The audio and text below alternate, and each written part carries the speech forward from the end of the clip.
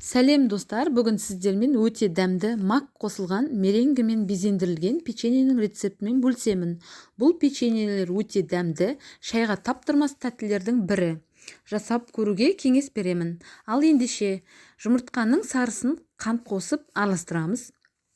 Үстінен ерітілген сары майымызды қосып, жақсылап қанты ерігенше араластырамыз. Үстінен ұн, қопсытқыш, мак қосып, жұмсақ қамыр илейміз. Қамырымызды алдымен қасықтың көмегімен, содан соң қолымызбен жұмсақ қылып қамыр илейміз.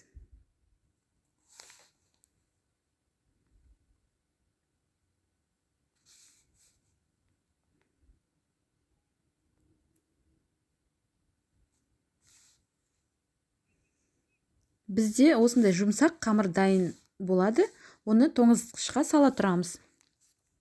Меренгімізге кірісейік. Құрғақ ыдысқа жұмыртқаның ақуызын салып, миксермен жақсылап өзінің формасына келгенше көпіртеміз.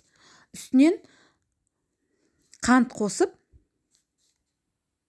орташа жылдамдықпен миксерлейміз.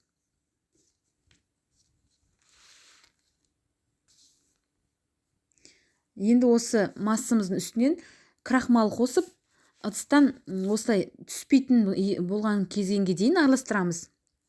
Енді осы массамызды кондитерлік мешокқа осылай дайын етіп салып аламыз.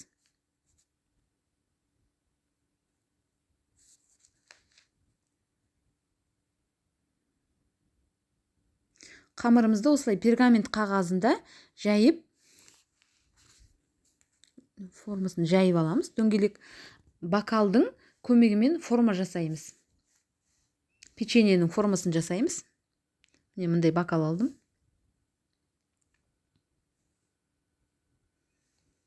Артық қамырларын осылай кесіп алып тастаймыз. Олардан да печеньенің формасын жасайтын боламыз қазір.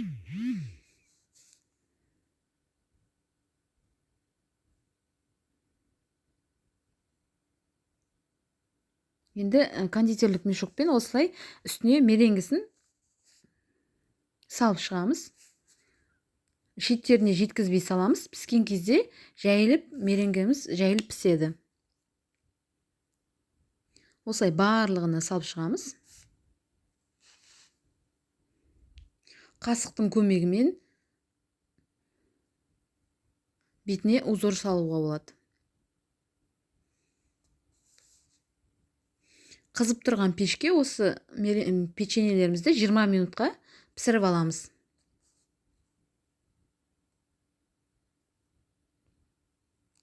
Міне дайын печеньелерімізді осылай жақындарымызға ұсынамыз.